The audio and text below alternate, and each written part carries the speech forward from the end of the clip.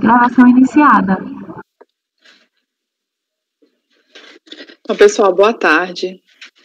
Nós vamos retomar a nossa sessão de julgamento do dia 5 de outubro de 2020, período da tarde, retornando do intervalo às 16h05, da primeira turma da terceira Câmara da segunda sessão do CAF. Presentes os conselheiros João Maurício Vital, Wesley Rocha, Kleber Ferreira Nunes Leite, Fernando Melo Leal, Paulo César Macedo Pessoa, Letícia Lacerda de Castro, Maurício Dauri Tim do Vale e Sheila Aires Cartacho Gomes. Nós vamos para o item 34 da pauta, Cromodinâmica Indústria e Comércio Limitada e outra. Dr. Wesley.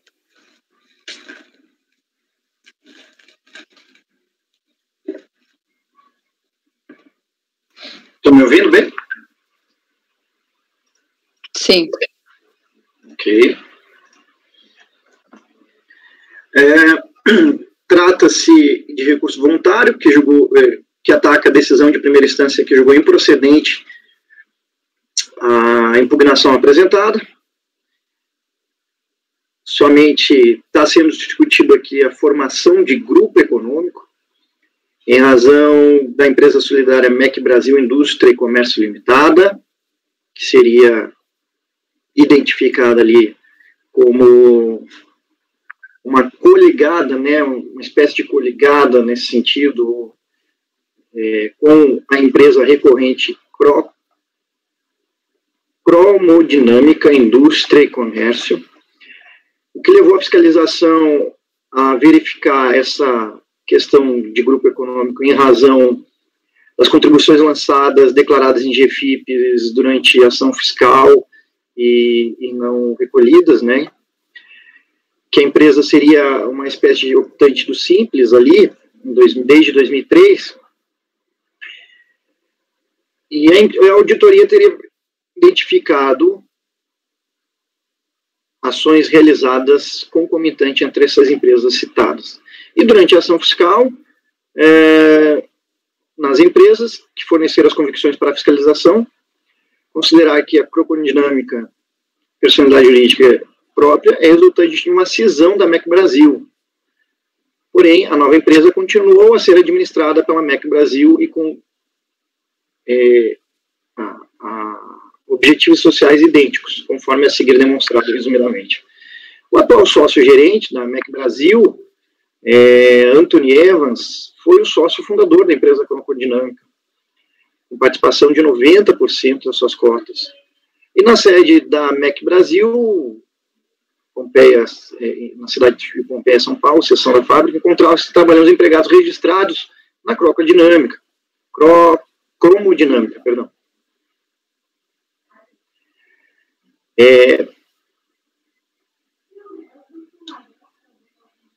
Foi justificado essa situação deles estarem trabalhando, laborando lá na empresa, na MEC Brasil, em razão de um contrato particular de locação de máquinas e equipamentos. A fiscalização foi atendida nas duas empresas pelo senhor Alden Anthony Evans, que é sócio da MEC Brasil, com poderes amplos para gerir e administrar a empresa notificada e procurador da Cromodinâmica.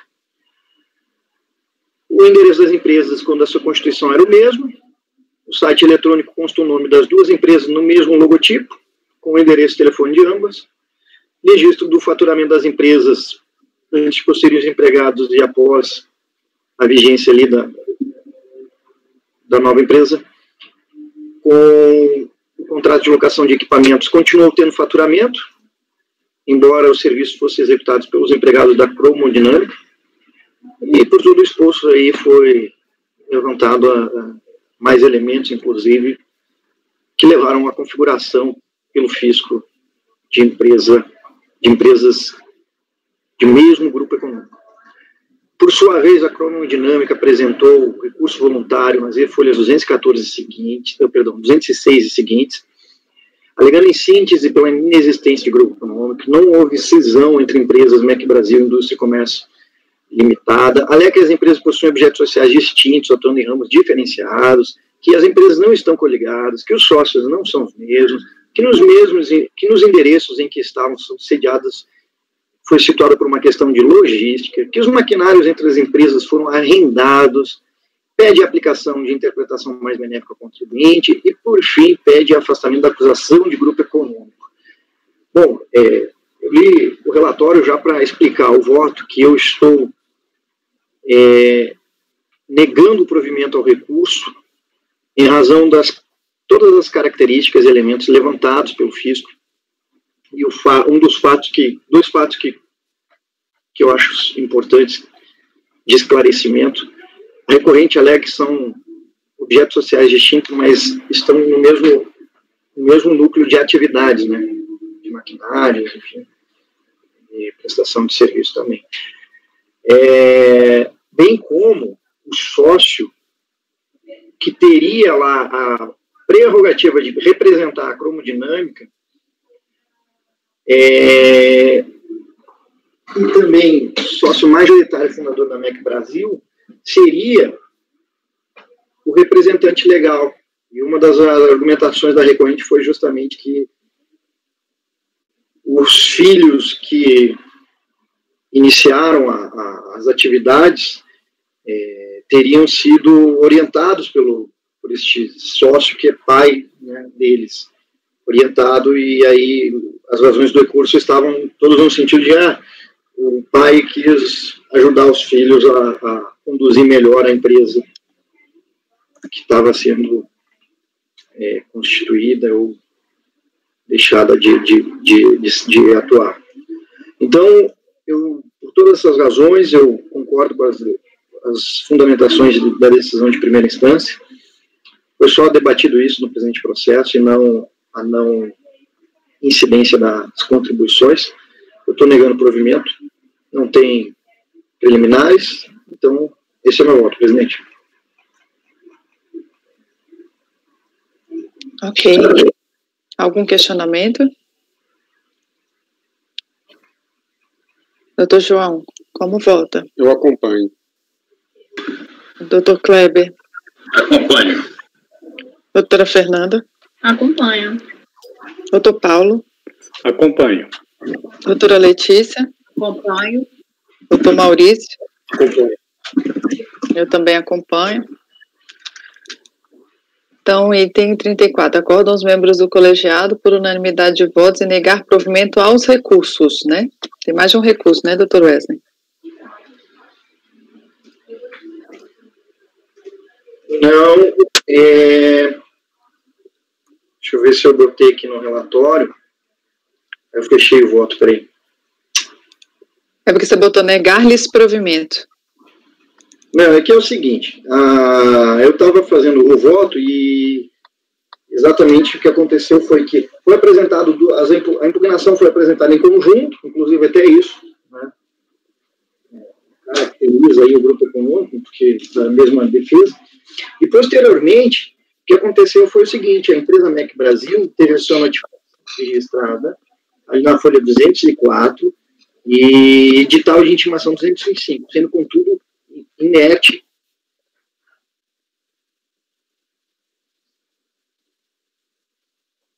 Congelou. Wesley, você congelou. Congelou para vocês? Também.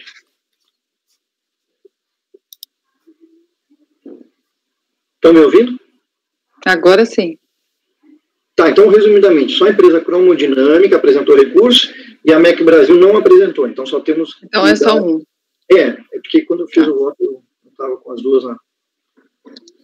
Então, negar provimento ao recurso. Negar provimento ao recurso. Ok. Indo para o item 35. O meu também vai falar de grupo econômico, é Frigocef. São vários recursos que vão ter praticamente a mesma coisa, vai ter algumas particularidades entre cada um. Aí eu vou adentrar neles para verificar. Deixa eu abrir aqui. Indo para esse primeiro item aí da pauta, 35. Vou começar por ele. Aqui foi uma... Deixa eu abrir aqui. São recursos voluntários interpostos pelo contribuinte, Frigocef, e os responsáveis solidários André Luiz e Frigorífico Campos de São José. Esse procedimento fiscal se refere à cobrança de contribuições previdenciárias dos segurados e patronais extraídas do sistema informatizado da Previdência, com base nos valores declarados pelo contribuinte em GFIP e extraídos dos sistemas informatizados da Previdência Social, referentes ao período de 4 de 2003 a 12 de 2003. O levantamento desse processo aqui é VG. O fiscal fez vários lançamentos de vários levantamentos separados, mas em todos eles ele configurou o grupo econômico com essas empresas aí, são 5 empresas. A notificada e demais solidárias apresentaram impugnações, e a DRJ excluiu a responsabilidade solidária da Frigopalva Comércio e Indústria de Carne Limitada. Cientificada a decisão de primeira instância, o contribuinte Frigocef apresentou recurso voluntário, né, e alegou a desnecessidade de efetuar o depósito recursal, que o julgador de primeira instância cometeu equívocos ao aplicar IN3 com alteração dada no ano de 2007, por ser posterior ao fato gerador, em relação ao grupo econômico, tudo em relação ao grupo econômico, que não foi observada a hierarquia das leis, pois as disposições da Lei 6.404 devem prevalecer sobre o que dispõe a IN3, ilegalidade da decisão de piso pelo embasamento de formação de grupo econômico em norma reguladora trabalhista, qualifica de equivocada a interpretação do artigo 30, inciso 9 da 812, combinado com o artigo 124 do CTN, uma vez que trata de solidariedade, não de formação de grupo econômico. Que a decisão de piso apresenta embasamento em instrução normativa, aqui ele repete, né? Lista algumas contradições que no seu entendimento ocorreram no relatório fiscal, que jamais manteve relação comercial com as citadas empresas, até mesmo pela sua inatividade, quando do início das atividades das empresas relacionadas pela fiscalização. As empresas consideradas integrantes do grupo econômico e solidárias pelo débito, Frigorífico Campos de São José e André Luiz Nogueira apresentaram recurso tempestivo, né? Alegando só a questão do grupo econômico também, e não apresentaram recurso os responsáveis solidários Tânia e Mona Lisa. Aqui, então, analisando a questão do grupo econômico, esse colegiado aqui, nessa mesma ação fiscal, foram muitas NFLDs, e inclusive essa operação foi deflagrada em várias empresas do grupo que foram fiscalizadas também, e disso resultou em 31 autos de infração, lavrado entre essa empresa que a gente está verificando e as solidárias, e foram levantadas contribuições, e todas com essa questão da solidariedade. E aí a nossa turma, já em decisão unânime, considerou que restou caracterizada a formação de grupo econômico entre as citadas empresas. E aí eu estou adotando os fundamentos dessa decisão, que foi da nossa turma, não era a mesma composição, mas eu entendo que ficou muito bem configurada a questão do grupo econômico, né?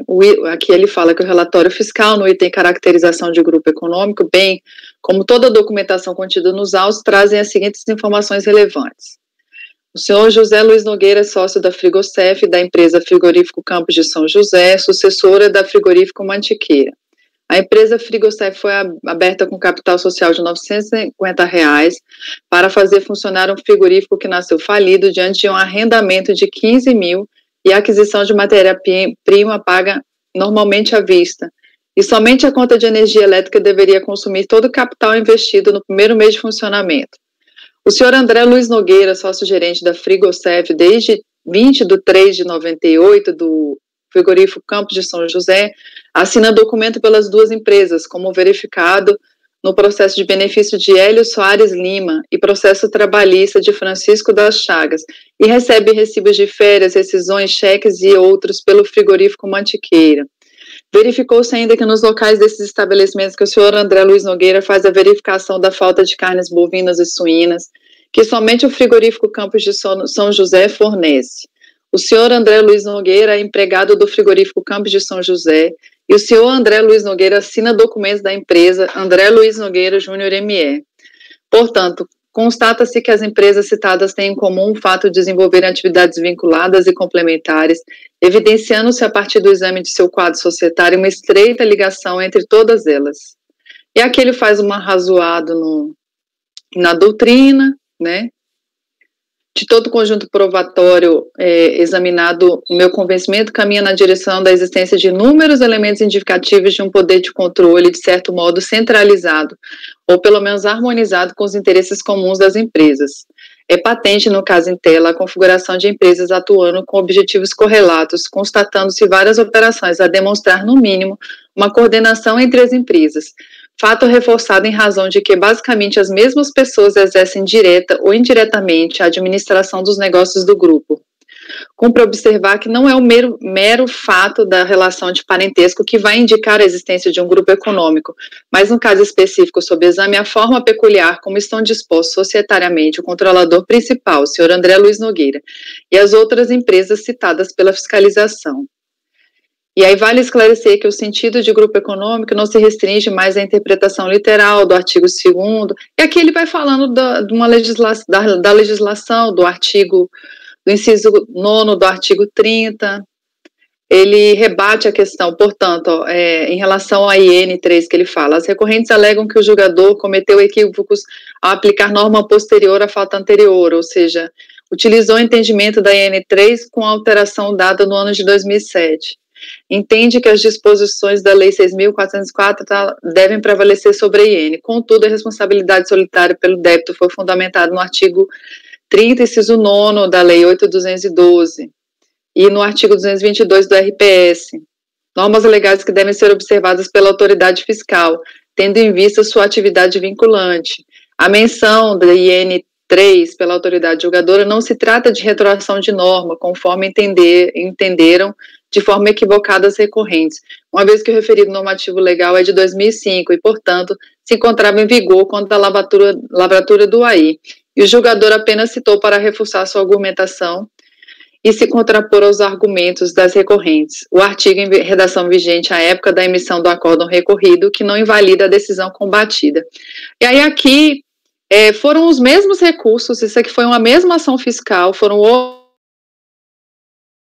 outras NFLDs em que o grupo econômico foi considerado como caracterizado. E aí eu cito aqui outros acórdãos que se referem a outras turmas aqui do CAF, que julgaram esse mesmo grupo econômico, pelos outros 31 autos de notificações que foram espalhadas por aí no CAF, porque foi feita fiscalização no André, na Tânia, em todos eles, e foram lavradas notificações neles também. Então, há uma farta documentação aqui, fartas decisões que confirmam a existência desse grupo econômico.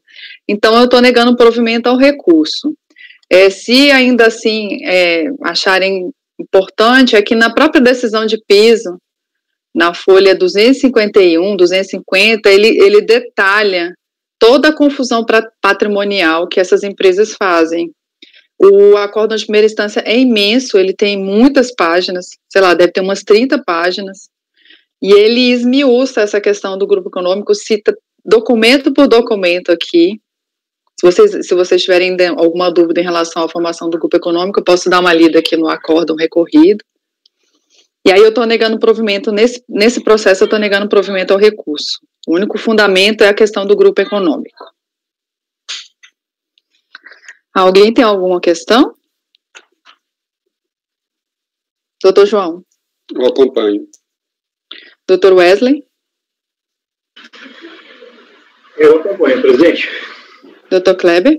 Acompanho. Doutora Fernanda? Acompanho. Doutor Paulo? Acompanho. Doutora Letícia? Acompanho. Doutor Maurício? Então, esse processo ficou, acórdão os membros do colegiado, por unanimidade de votos, em negar provimento ao recurso. Eu vou abrir os demais só para checar se... Vai ter um que vai falar do adicional de RAT de 25 anos. Eu também estou negando provimento. Deixa eu ver o 36.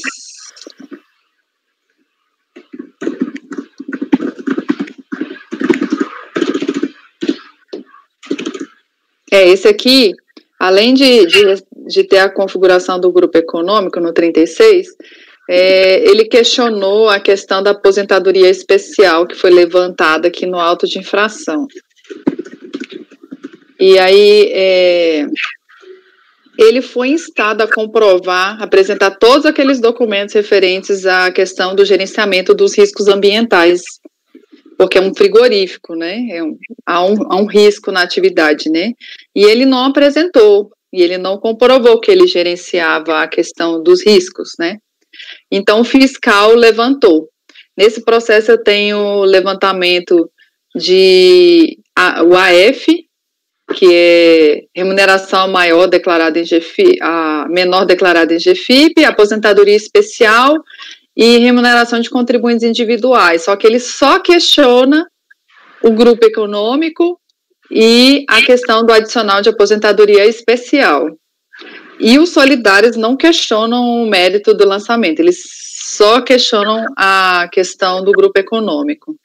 Então, nesse processo aqui, eu estou negando o provimento também. Em relação ao adicional de aposentadoria especial, eu cito também julgado de processo de outra NFLD, que é referente a outro período que foi levantado a aposentadoria especial aqui, que a nossa turma já apreciou, que eu estou utilizando como fundamentação. Em suma, ele tinha que provar que ele gerenciava os riscos e ele não apresenta nenhum documento, então eu estou negando o provimento ao recurso. Aí, doutor João, como vota? Acompanho. Doutor Wesley? Acompanho. Doutor Kleber? Acompanho. Doutora Fernanda? Acompanho, presidente. Doutor Paulo? Acompanho. Doutora Letícia? Acompanho. Doutor Maurício? Também acompanho. Então, esse foi o item 36. Aí, os que forem iguais, aqui eu falo. Acho que agora vai ser praticamente tudo igual que a gente já votou. 37, deixa eu só ver. Não sei se nesse tem algum que tem decadência. Não, 37 é o auto de infração pela não entrega da GFIP. É o 68. Aqui, como eu estou mantendo as contribuições dos autos de infração de obrigação principal, eu estou mantendo 68. Ele só questiona o grupo econômico, ele não questiona absolutamente nada do 68. Não, e aí, em relação à multa, considerando que eu entendo que tem que se aplicar a súmula CARF 119 quando da execução do julgado. Eu estou dando parcial provimento ao recurso para que se recalcule o valor da multa, se mais benéfica ao contribuinte, de acordo com o disciplinado no artigo 32A. Na verdade, aqui não é o 68, deixa eu só ver aqui. Eu acho que é o 67 esse aqui. Eu acho que é.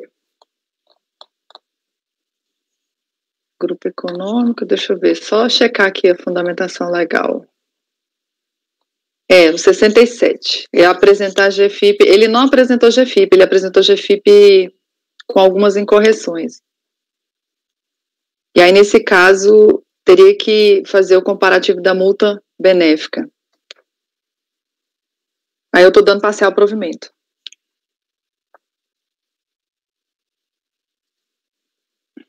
Doutor João? Eu acompanho. Doutor Wesley? Não saiu. Eu acompanho. Doutor Kleber? Acompanho. Doutora Fernanda? Acompanho. Doutor Paulo? Acompanho. Doutora Letícia? Acompanho. Também, Doutor Maurício? também acompanho.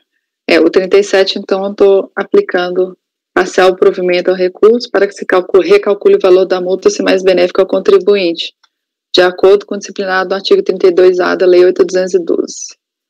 na redação dada pela Lei 11.941 de 2009.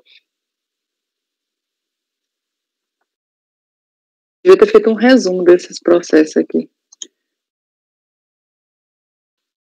O item 38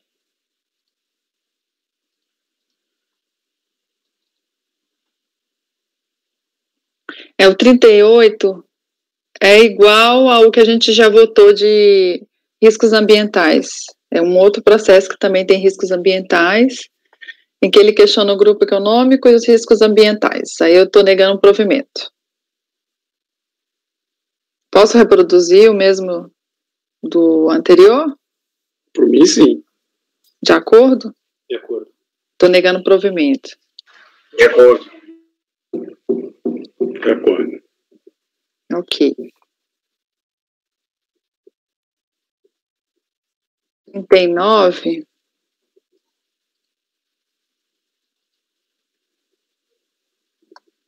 Esse tem decadência.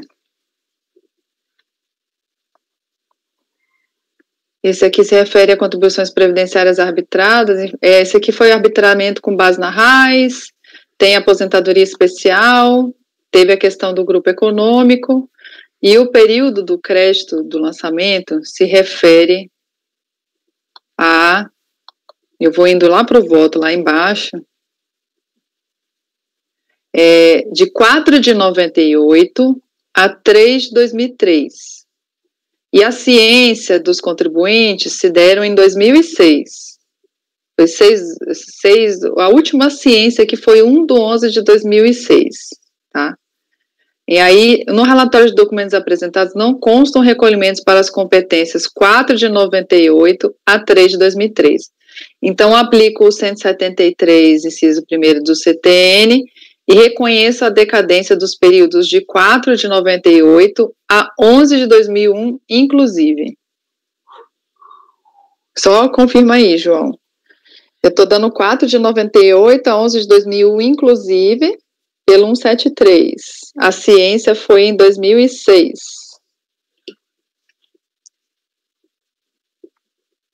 O 11 de 2001 poderia ter sido lançado até 31/12 de 2006.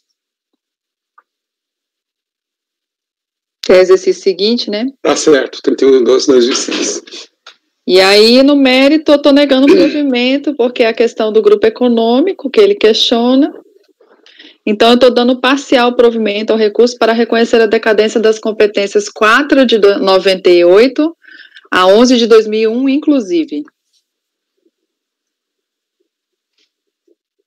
Doutor João, como vou? Acompanho.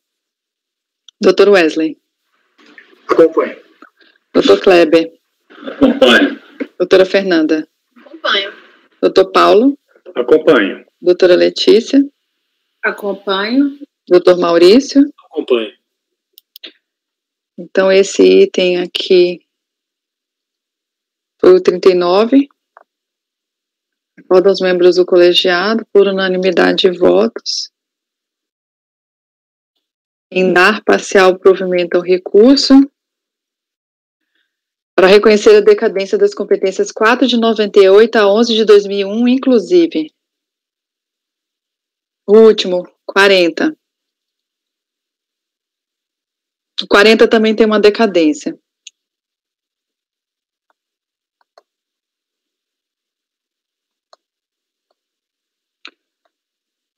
Aqui, as competências do lançamento são 5 de 96 a 3 de 98.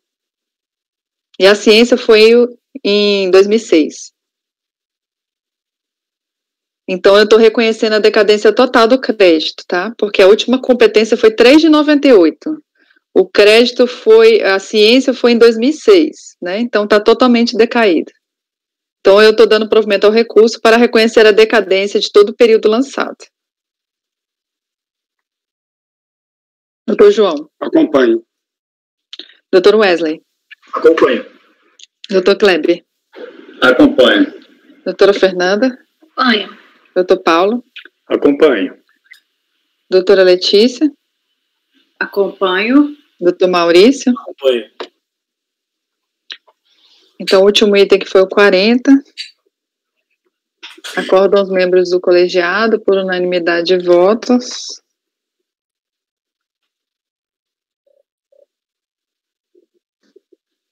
em dar provimento ao recurso para reconhecer a decadência de todo o período lançado. Dar provimento ao recurso.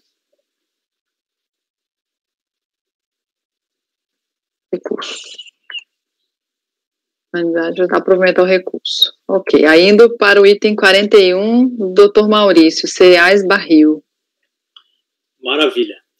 Esse caso é um recurso voluntário, está nas folhas 102 a 104, em que a recorrente ataca o acórdão que está nas folhas 94 a 98, relativo a uma notificação fiscal de lançamento de débito, e está cimentado o acórdão. Contribuições sociais, período de apuração 1 de janeiro de 96 a 31 de janeiro de 2003, contribuinte individual, o exercício da atividade remunerada sujeita à filiação obrigatória ao regime geral da Previdência Social. O prazo decadencial das contribuições previdenciárias é de 10 anos, conforme determina o artigo 45 da 8.212. Lançamento procedente em parte. Os argumentos dos quais se valeu a recorrente são que não teve a sua escrita fiscal desclassificada e foi justamente com base nela que a autoridade fiscal realizou os lançamentos, que em sua escrita fiscal encontra com exatidão os valores que se constituem e os que não se constituem fatos geradores das contribuições previdenciárias. Os recolhimentos e lançamentos realizados levaram em conta as bases de cálculo apuradas pelos responsáveis pela formalização da escrita, os quais corretamente excluíram da tributação as verbas não remuneratórias entregues aos colaboradores vinculados à empresa, no presente caso, adiantamentos vários, né? Quanto aos produtos rurais adquiridos, tais aquisições não contemplavam nenhuma retenção, sendo pago ao vendedor o preço integral constante na nota fiscal do produtor rural, razão pela qual entende que a tributação de tais pagamentos como onerosa e impertinente. Isso aqui está sobrando, essa alegação não tem nada a ver com o caso. A decadência de parte dos créditos tributários teria decaído. Teria decaído parte do crédito tributário, especificamente a parte relativa ao período compreendido entre janeiro de 96 e agosto de 2001, tendo em vista que a formalização do lançamento teria ocorrido apenas em setembro de 2006, após a súmula vinculante 8 do STF, e o prazo decadencial seria de 5 anos. Ainda a ocorrência dos fatos geradores e a incorreção do arbitramento da base de cálculo, que supostamente ele impôs ônus insuperável, e somente a lei poderia fixar a base de cálculo da contribuição previdenciária conforme estabelece o artigo 97 do CTN. Tá? Por fim, requereu a anulação do lançamento e, alternativamente, o reconhecimento da decadência. Tá? A notificação fiscal do lançamento de débito vem acompanhada com vários documentos, né? O contribuinte ele foi notificado na data de 25 de nove de 2006, conforme o AR de folhas 39, sobreveio uma impugnação em 6 de 10 de 2006, folhas 40 a 50, pela qual se relata que esse lançamento diria respeito às supostas diferenças entre o recolhimento devido e aqueles efetivamente pagos em decorrência das remunerações pagas e das aquisições de produtos, aquisições de produtores rurais. Também não tem qualquer relação, essa questão da aquisição de produtos rurais não tem qualquer relação, tá? Com esse presente caso. A impugnação foi recebida, houve determinação de diligência fiscal de ofício para que o fiscal notificante esclarecesse se o débito, lá nas folhas 61 isso aí, se o débito se refere à diferença de contribuições não recolhidas em época própria pela impugnante e a origem das bases de cálculo utilizadas na composição do débito, mais especificamente referentes ao levantamento FP1, anterior à GFIP, se extraída das folhas de pagamento ou da contabilidade, em vista da ausência no relatório de lançamento de tais observações e das alegações da impugnante de arbitramento da base de cálculo. Na resposta, foi apresentada a informação fiscal, folha 63, no sentido de que as contribuições devidas à Seguridade Social, correspondentes à parte patronal, de 1 de 96 a 12 de 96, foram extraídas das próprias folhas de pagamento, bem como que não houve qualquer recolhimento nesse período, conforme documentação anexa que está lá na página folha 64 e 65. Em respeito ao princípio do contraditório da ampla defesa, se determinou a cientificação novamente do sujeito passivo com relação ao que foi relatado acima e a reabertura do prazo para apresentação de defesa, folha 67 e 68. O contribuinte foi intimado em 7 de fevereiro de 2007, conforme folha 69, e em 22 de fevereiro ofereceu um aditamento à defesa, alegando que a notificação fiscal diverge da informação fiscal no que se refere à utilização das folhas de pagamento para se chegar ao quantum de beato. Por entender que o lançamento deve ser anulado, reiterou os pedidos por produção probatória, publicou ainda a total improcedência da notificação e subsidiariamente o reconhecimento da decadência de parte desses débitos.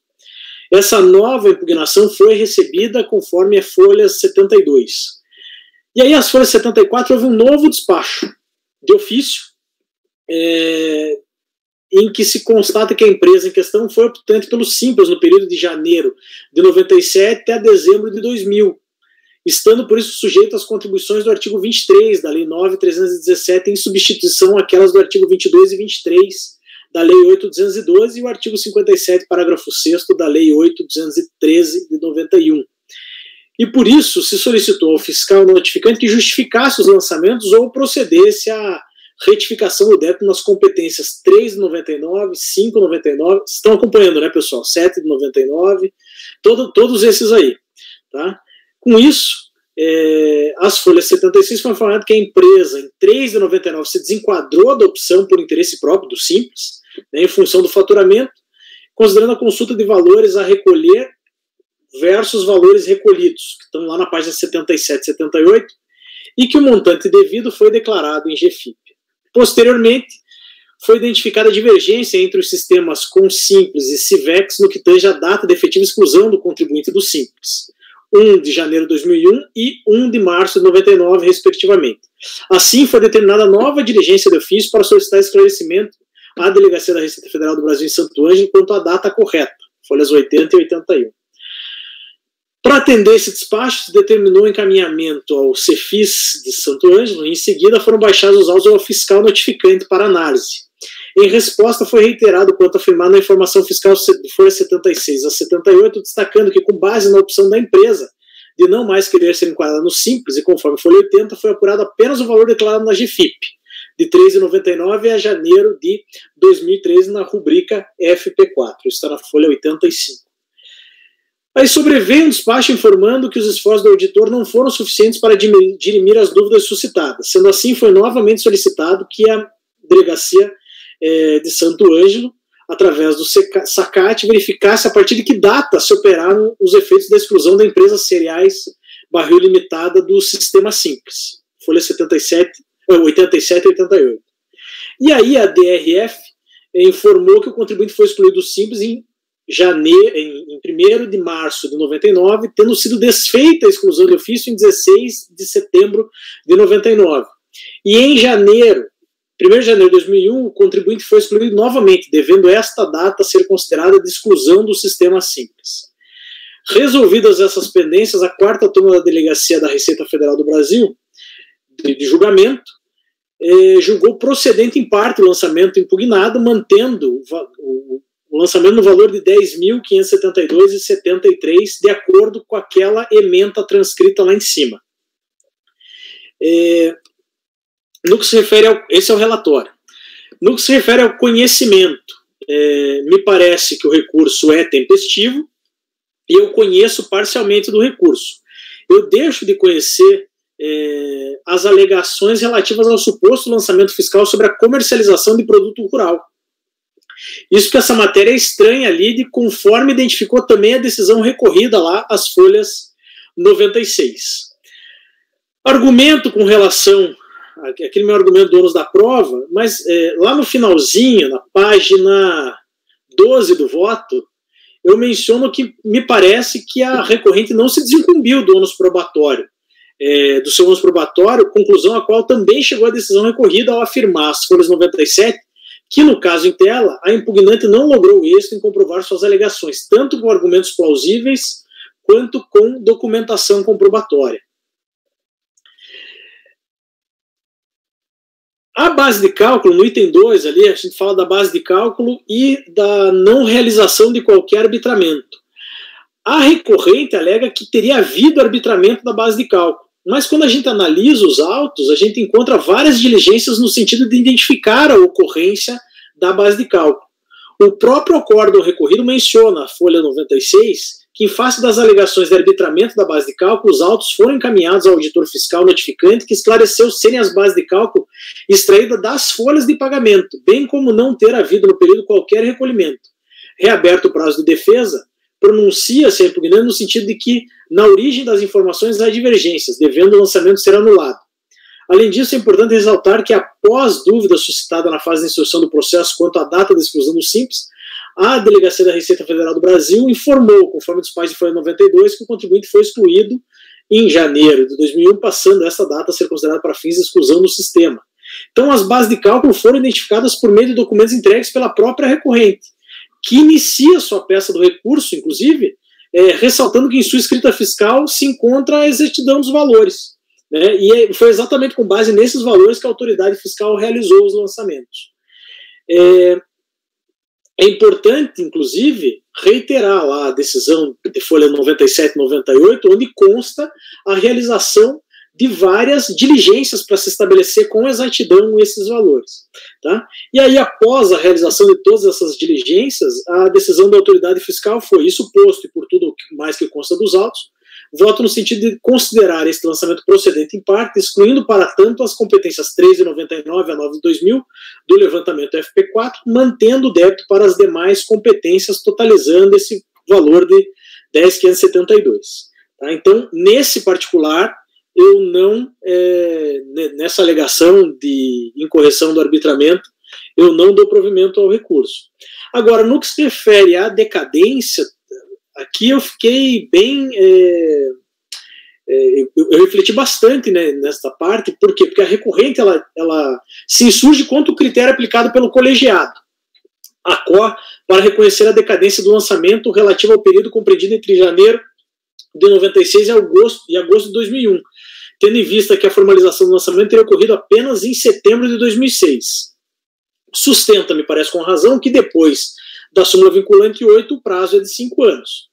Para a aplicação do 150, parágrafo 4º do CTN, é imprescindível a identificação de pagamento, ainda que é menor. Né? E no presente caso, parece sim ter havido pagamento, ainda que é menor. Né? Apesar, e aqui eu acho que está em amarelo para vocês também, apesar de constar na informação fiscal de folha 63 que não teria havido pagamento, no qual o auditor fiscal afirma que, referente ao processo tal das contribuições devidas à Seguridade Social correspondente à parte patronal foram extraídas da folha de pagamento, sendo que nesse período não houve nenhum recolhimento, conforme conta corrente anexo, sobreveio daí as folhas 85 uma nova informação, né, dizendo referente ao processo tal, das contribuições devidas, tem lá, sendo que anexamos consultas de valores a recolher versus valores recolhidos, e que os valores devidos foram declarados em GFIP. E aí me parece, então, que nesse relatório de folha 76 e 77, há indicação de valores recolhidos em GPS, o que atrairia a aplicação do artigo 150, parágrafo 4º do CTN, conforme determina a súmula CARF 99.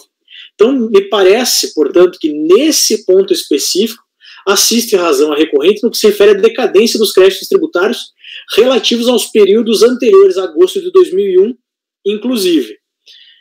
E no que se refere à legalidade, eu acabei mencionando aqui a legalidade porque ele faz uma menção de que a base de cálculo tem que ser fixada por meio de lei, mas é justamente o que acontece no caso do artigo 22, inciso 3º da 8.212, então nesse particular também me parece não assiste razão ao recorrente. Então, desse modo, eu voto por conhecer em parte do recurso, não conhecendo quanto às alegações relativas ao suposto lançamento fiscal sobre a comercialização de produto rural, vez que matéria estranha à lide, e no mérito dar-lhe parcial provimento, tão somente para reconhecer a decadência dos créditos tributários relativos a períodos anteriores a agosto de 2001, inclusive. Esse aqui eu achei o processo mais confuso que veio nessa leva para mim. Doutor João. Muito bom voto, doutor Maurício. Parabéns. E eu concordo com quase tudo. Eu só não posso concordar aqui, doutor Maurício, com a questão da decadência, na verdade, com a questão da aplicação da regra dos 150.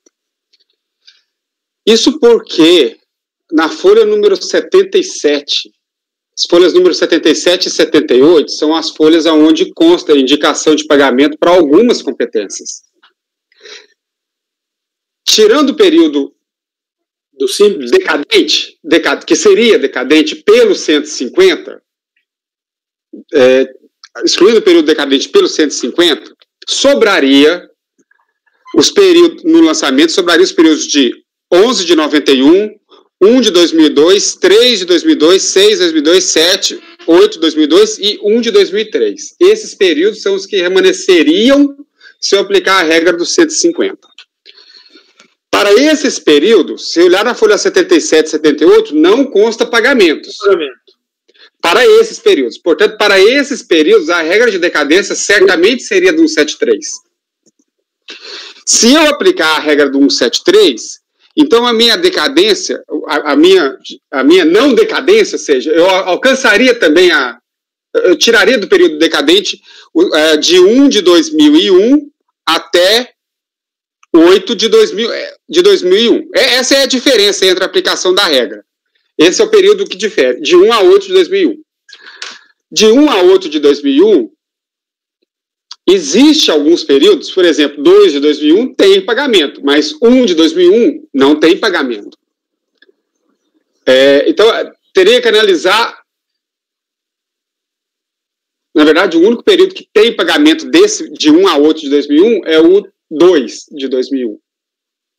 Deixa eu aproveitar, então, e só colher a opinião do colegiado no que se refere a isso. Nós analisamos o pagamento, ainda que é menor, por mês. Sim, por competência. Por mês. Tá. Isso. Então, eu estou de acordo com você. É porque, se fosse imposto de renda de pessoa física, por exemplo, aí a análise é anual, porque o fato gerador é complexível e ele é anual. Beleza. No caso da contribuição previdenciária, é por mês. Beleza. Então, aqui, se fosse a rigor aplicar a regra dos 150, o único período que poderia considerar essa regra é o de, vejamos, folha 77.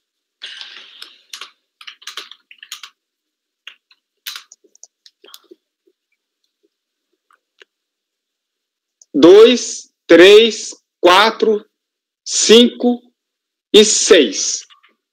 E 8. 2, 3, 4, 5, 6 e 8. Esses períodos têm a indicação de pagamento para eles. Para eles tem indicação de pagamento. Tem. Então, esses períodos estão decaídos pela regra dos 150.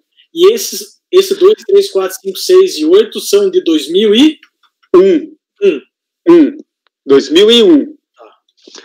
O que não está decaído, não tem pagamento de 1 de 2001. Se não tem pagamento de 1 de 2001, então esse período não está decadente, porque para ele vai se aplicar a regra do 173. Maravilha. O mesmo vale para o período 13 de 2000. Então, 1 de 2000 e 13 de 2000... Regra 173.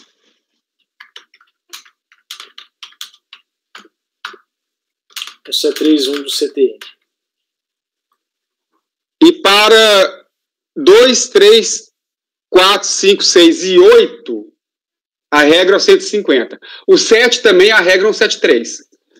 É porque teve período que ele fez e período que ele não fez pagamento. Então, o 7 de 2001 também a regra do 173 não está decaído. Por fim, pelo 150 está decaído 2, 3, 4, 5, 6 e 8 de 2001.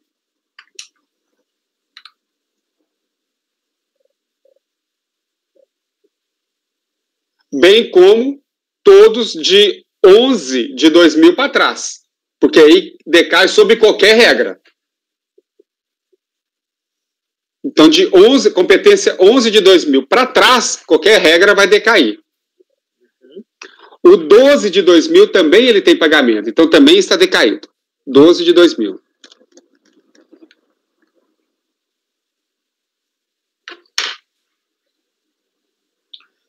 De 2000 também tem Também é a regra dos 150, tem um pagamento indicado aqui, está na folha 77. Não tem para o 13 de 2000, mas para o 12 tem. Também não tem para o 1 de 2001. Que também é 173. Que é 173. Conclusão. Regra do 150, olhando aqui os pagamentos, são 12 de 2000, 2, 3, 4, 5, 6 e 8 de 2001. Essas são regras do 150, estão decaídos pelo 150. E pelo 173, estão decaídos todos até 11 de 2000, inclusive.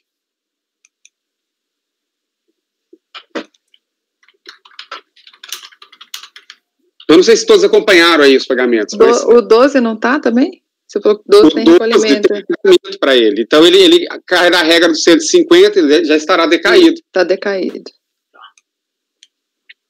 Então, o que não decaiu desse período que ele colocou foi 13 e 1 de 2001. Foi 12 de 2000, 13 de 2000, 1 de 2001 e 7 de 2001. Que não estão decaídos. Não estão decaídos. Não estão decaídos. 07 de 2001. Então, como que eu faria a conclusão? Considerar decaído até 11 de 2000 pela regra do 173 e mais os períodos tais pela regra do 150.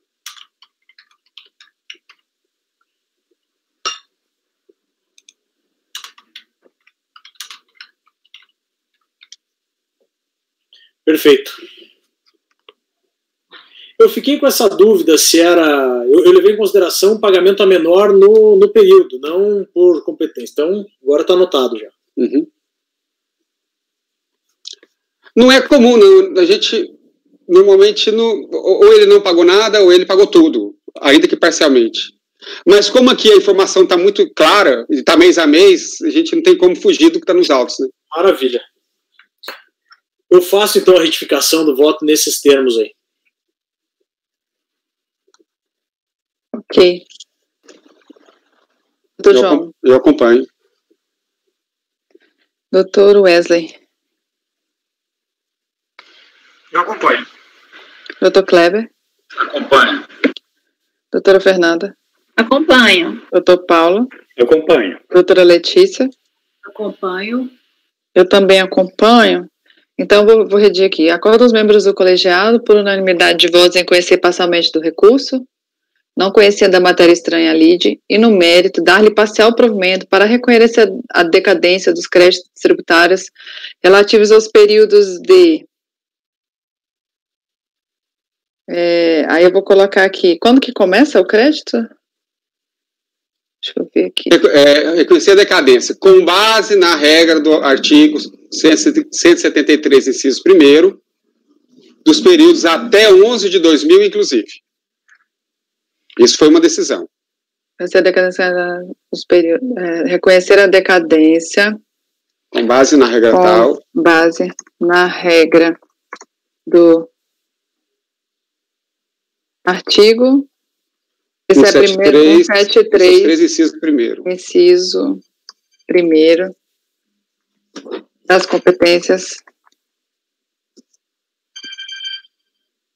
E aí ficou... As foram as competências. Eu realmente não posso falar agora, mas é muito urgente. Decaído até 11 de 2000, Sheila. Combinado, obrigado. Tchau. As competências até desculpa, Sheila. 11 de 2000. A do 173 até 11 de 2000. Isso. E reconhecer a decadência com base na regra do 105, do parágrafo 4 do artigo 150, CTN, dos períodos de 12 de 2000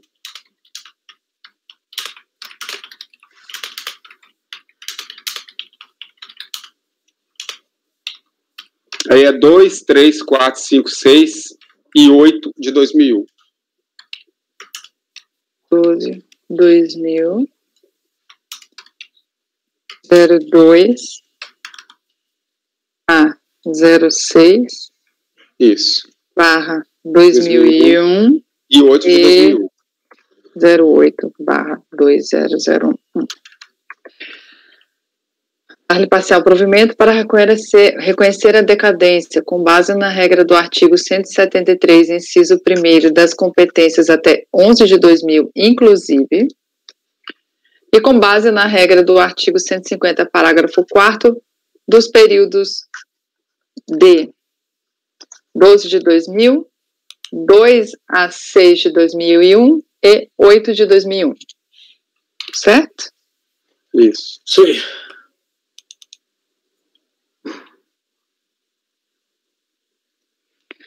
Ufa, Não me lembro, doutor Wesley, de ter feito um voto, uma decisão de decadência assim, de aplicar as duas regras. Assim, o meu tem as duas regras, essas que vocês vão ver aí.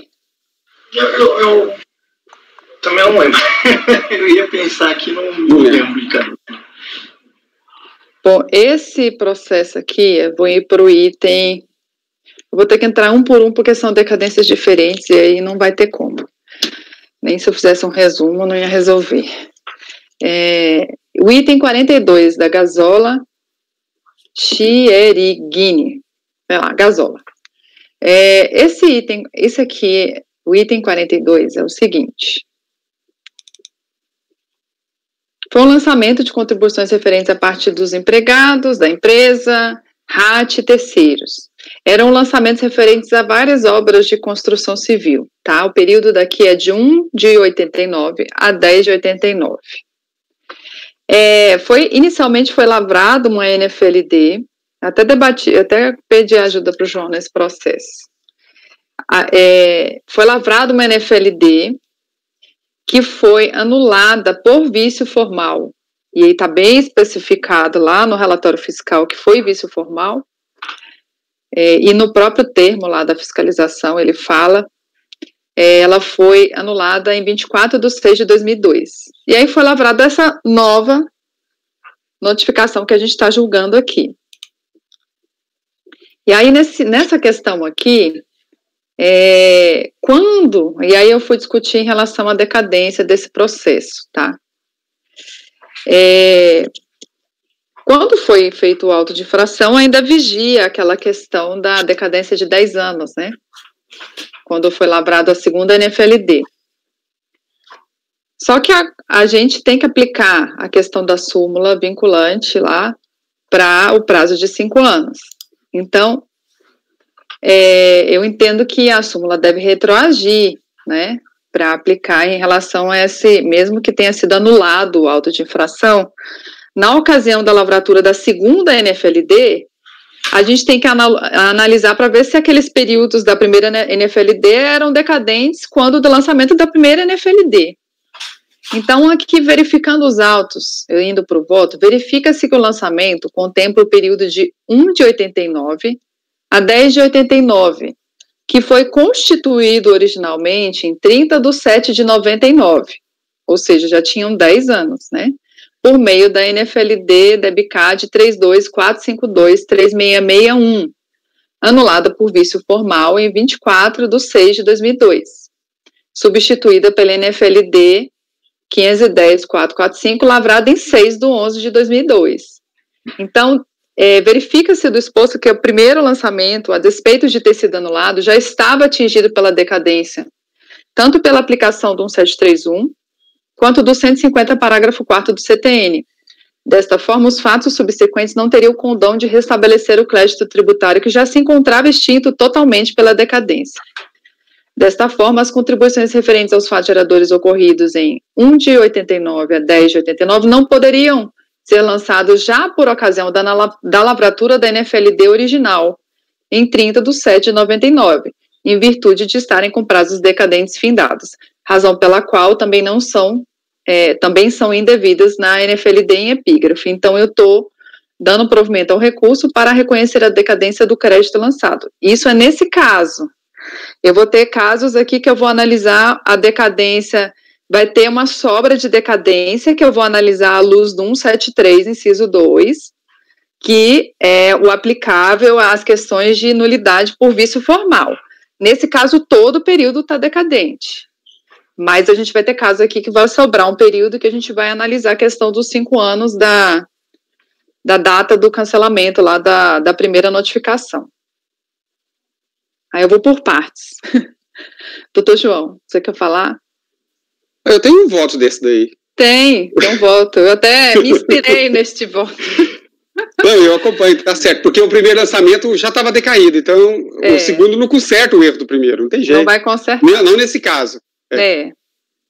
Tá, aí os próximos a gente vai entrar para a gente conferir o período certinho, para ver se eu não errei, né, porque às vezes a contagem aqui, a criatura é meio ruim para contar, mas nesse aqui tá bem nítido que é o crédito todo, tá?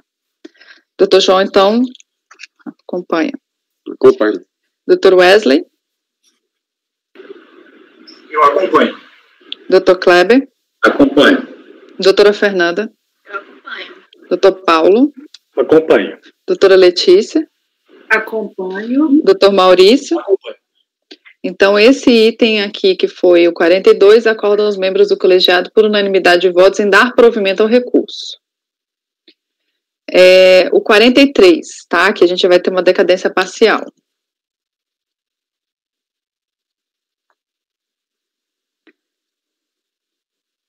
Aqui eu vou para o voto também.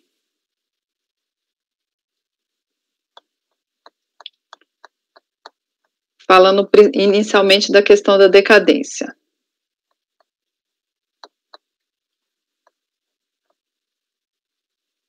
Analisando os autos, verifica-se que o lançamento contempla o período de 3 de 90 a 6 de 95, que foi constituído originalmente em 30 de 7 de 99. Tá? No relatório de guias e débitos apresentados, constam recolhimentos para as competências 3 de 90 a 10 de 93, ou seja, não é todo o período do lançamento.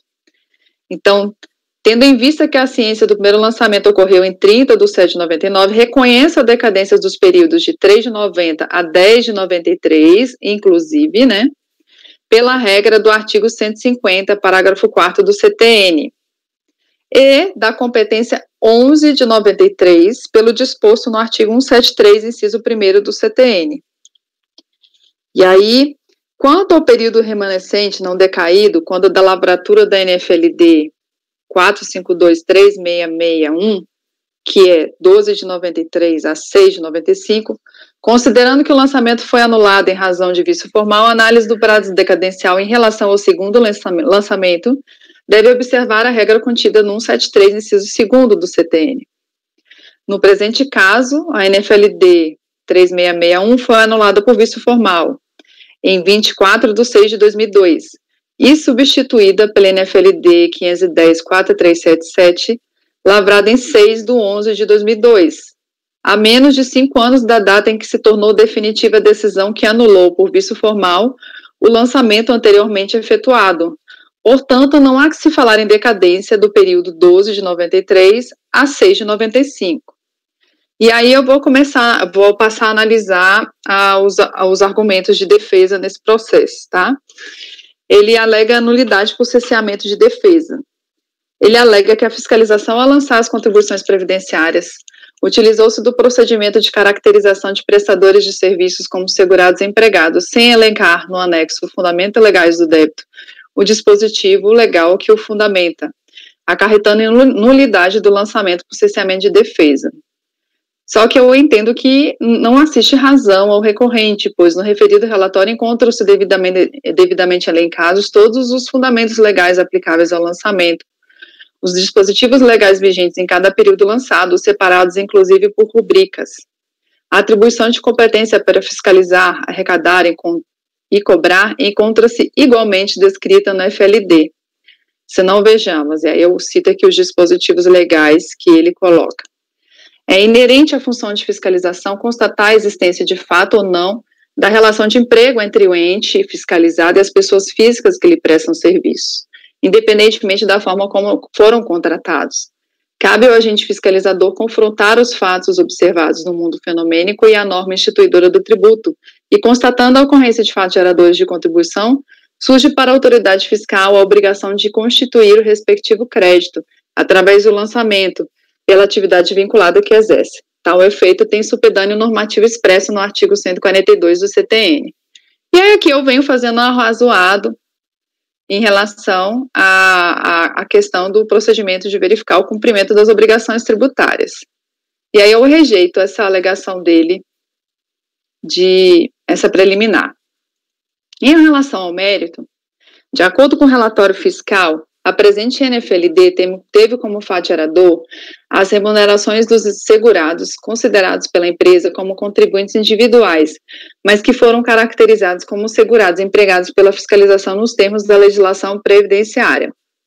No caso sob análise, a auditoria fiscal acusou a presença ostensiva dos elementos caracterizadores da relação de segurado-empregado, consubstanciados na prestação de serviço de natureza urbana à empresa, em caráter não eventual, sob subordinação jurídica do contratado pessoa física ao contratante e mediante remuneração. E aqui é importante citar, o recorrente em seu recurso não questiona o mérito das contribuições apuradas e limita-se a alegar que o lançamento tomou por base indícios dos requisitos da relação empregatícia.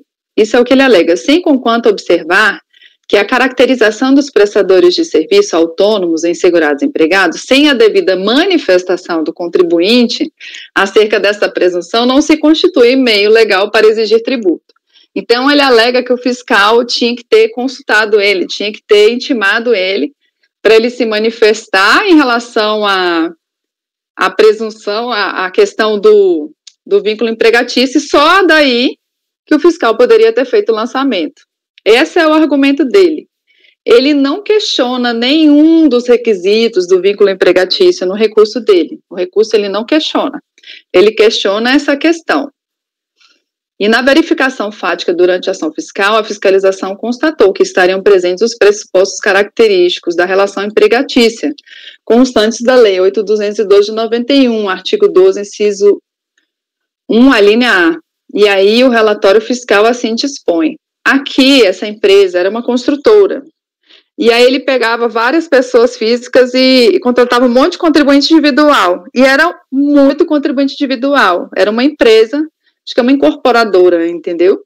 E aí ele pegou todas essas pessoas físicas e configurou como empregados. E aqui ele coloca todas as questões, né? Ele configura os pressupostos fáticos, né? Ser pessoa física, então, conforme demonstrado na planilha, todos os casos considerados são pessoas físicas, né? Prestação de serviço não eventual, entende-se por serviço prestado em caráter não eventual, aquele relacionado direto ou indiretamente com as atividades normais da empresa. O tipo de serviço prestado, descrito nas notas fiscais de serviço ou nos recibos de pagamento, se configuram claramente com a atividade fim da notificada. Trabalhar para empregador, que no caso é empresa urbana ou rural, também está amplamente demonstrado, né? E prestar serviços sob dependência do empregador, subordinação. Nas relações entre a notificada e os prestadores de serviço, fica clara a subordinação, o estado de sujeição em que se coloca o prestador de serviço em relação à notificada, pois existia a coordenação entre as diversas atividades dos prestadores e o andamento do conjunto da obra. Também temos a subordinação técnica, pois a notificada é uma renomada empresa construtora de imóveis com elevado conceito no mercado, pela quantidade de seus edifícios, e com certeza exigia que a mão de obra aplicada em suas obras seguissem padrões técnicos determinados, sem os quais não conseguiria a qualidade final de seus produtos, sendo que cada obra tem um engenheiro e um mestre de obras que fiscaliza e supervisiona todos os serviços realizados.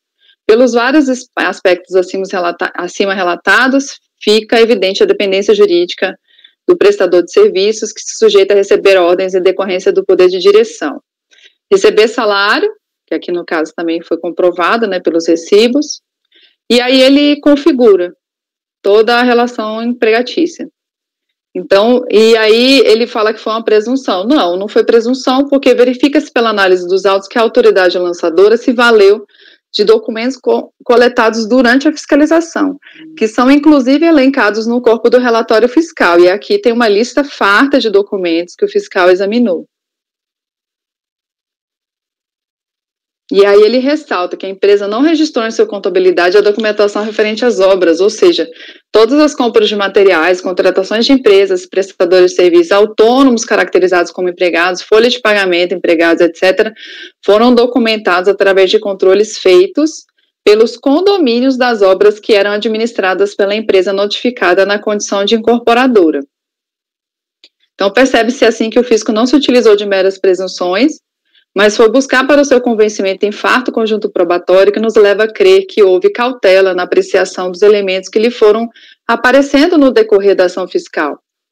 O recorrente, por sua vez, não questiona nenhum ponto específico da caracterização de vínculo empregatício, faz meras alegações quanto à presunção do lançamento e não apresenta elementos de prova capazes de afastar as comprovadas alegações da fiscalização. E aí, aí eu falo que o ônus da prova incumbe a ele, né?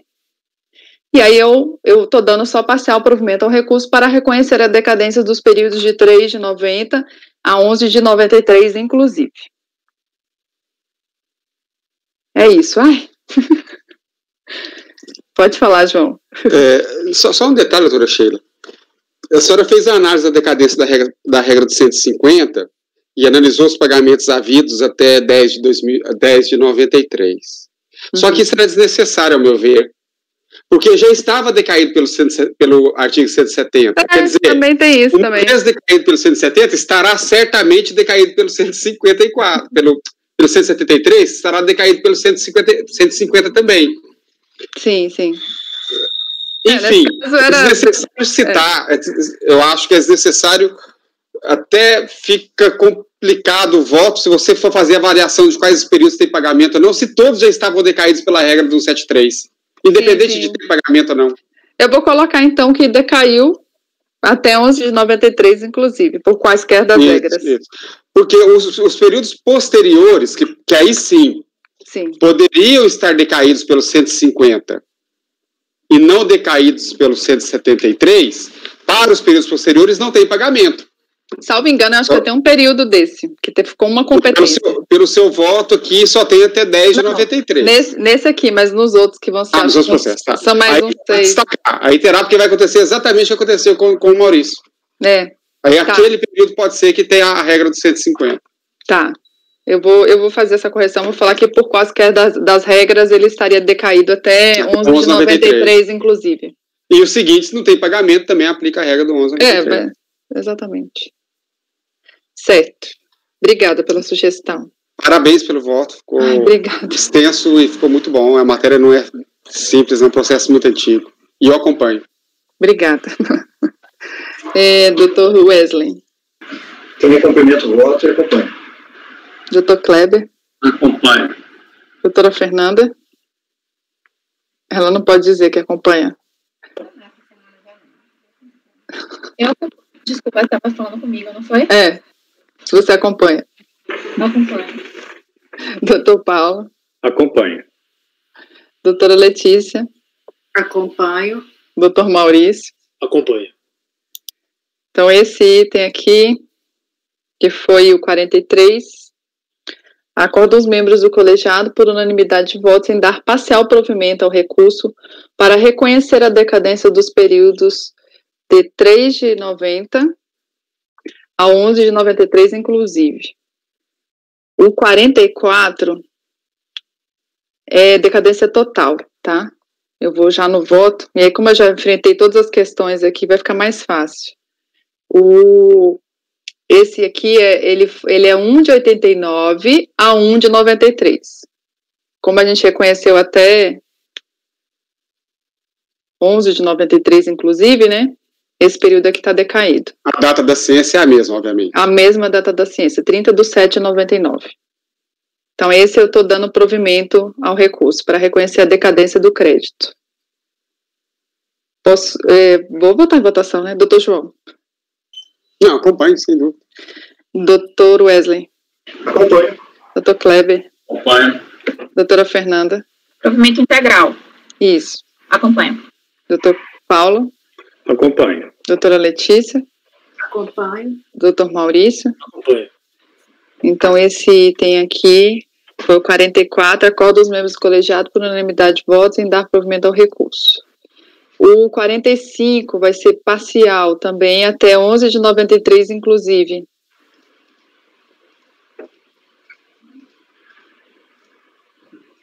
É a mesma matéria, tá, gente? É grupo econômico, grupo econômico não, é a mesma coisa, a caracterização, o mesmo assunto, vai mudar só a decadência, tá?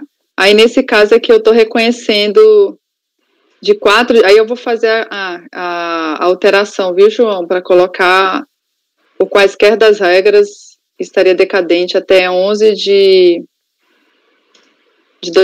93, inclusive. Acho que eu já fiz um desses, não estou lembrando aqui. Eu posso, vou botar em votação, vai, tudo. Doutor João. Eu acompanho. Eu também acompanho. Vamos lá, gente. Doutor Kleber. PMJ, né, como diz o povo. Doutora Fernanda. Acompanho. Doutor Paulo. Acompanho. Doutora Letícia. Acompanho. E doutor Maurício. Acompanho. Esse foi o... Eu posso reproduzir para o 46, o 46 também até 11 de 93, inclusive. Tá? Mesma coisa. 46. O que vai mudar é o 47, que vai ter aquela sobrinha, que aí vai ter a diferença, igual do Maurício. Então, o 46 vai ser a mesma coisa. 2012, 17.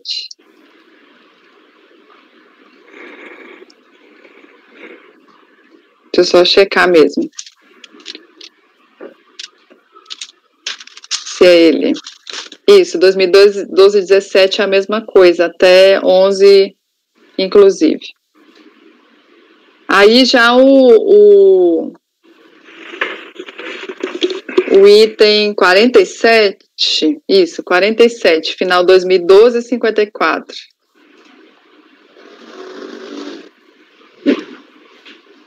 Qual período? Aqui eu vou pegar o período. O período é... Deixa eu abrir aqui, que é muita coisa.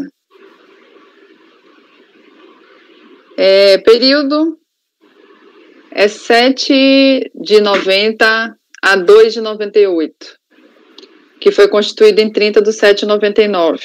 Mas a senhora está reconhecendo a decadência diferente dos que a gente já votou? De qual período? Depois do 11 de 93, qual período? Eu estou reconhecendo de 7 de 90 a... Eu estava colocando a 10 de 93, inclusive, e aí eu estava colocando 11 de 93 pelo 173. Até o 11 de 93, todo mundo já concordou que está decaído por qualquer regra. Aí ele tem recolhimentos em 1 de 94 a 5 de 94, que é pelo 150 também está decaído. Tá.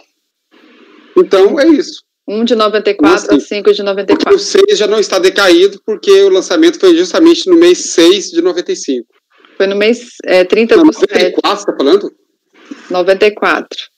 Ele foi em 30 do 7 de 99. 99, tá certo. 7 de 99, peraí. 30 do 7 de 99, Ele não tem recolhimento... Do mês 6. Do mês 6. Ele tem recolhimento em 5 de 94 e 7 de 94. Ele não tem do mês 6. Então é o mesmo caso do Maurício. Ele tem recolhimento em 1 de 94 a 5 de 94. Então eu estou reconhecendo de 1 de 94 a 5 de 94 ainda pelo 150. Pelo 150, ok. Isso. Doutor João, como vota? Eu acompanho. Doutor Wesley. Eu acompanho. Doutor Kleber. Acompanho. Doutora Fernanda. Acompanho. Doutor Paulo. Alguém caiu, né? Doutora Letícia, caiu? Caiu. Esperar ela voltar aqui. E o 48 é a mesma coisa, vai até 11 de 93, inclusive. Só esse mesmo que ficou diferente. Deixa a doutora Letícia voltar.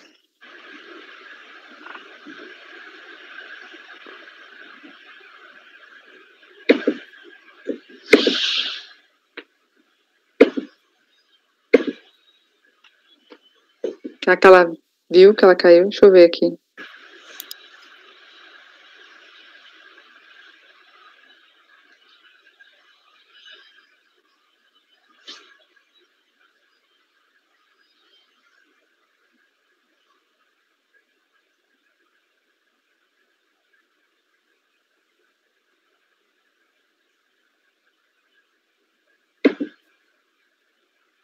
Tá entrando.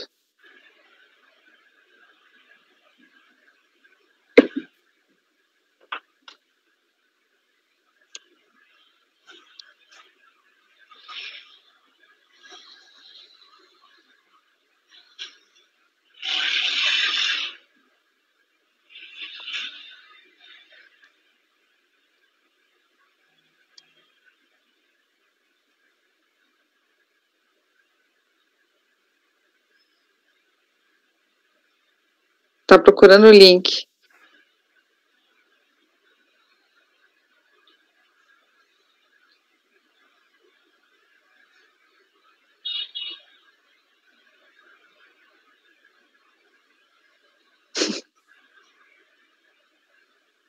Mandei na mesma hora.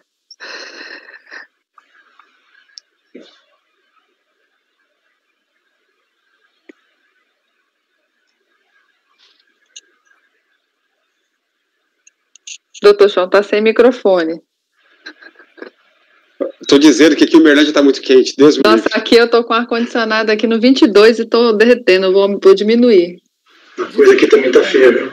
Eu fui ligar o meu microfone para votar e sair.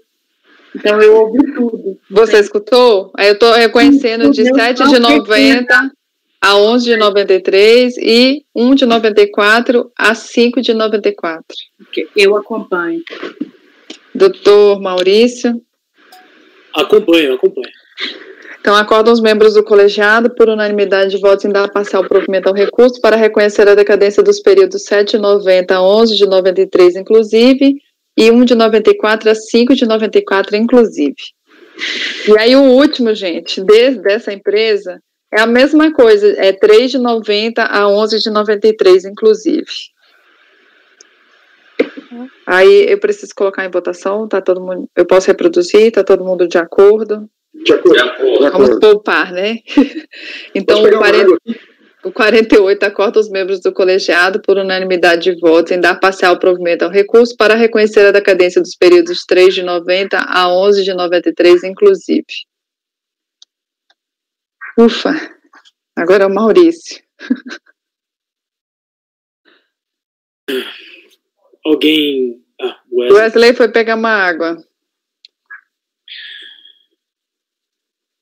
Alguém tá sem água aí, quer pegar? Eu vou pegar rapidinho. Só 5 minutinhos, então. Deixa eu lá Vamos buscar lá. água. Menos de 5 minutos.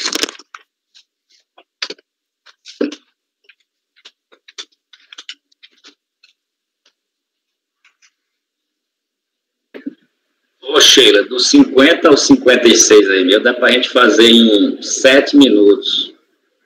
Vai interromper a gravação ou... Acho que a gente vai ter que interromper, né? Vou ter que falar tudo de novo. Tainá, vamos interromper a gravação? Se bem que o Wesley já voltou.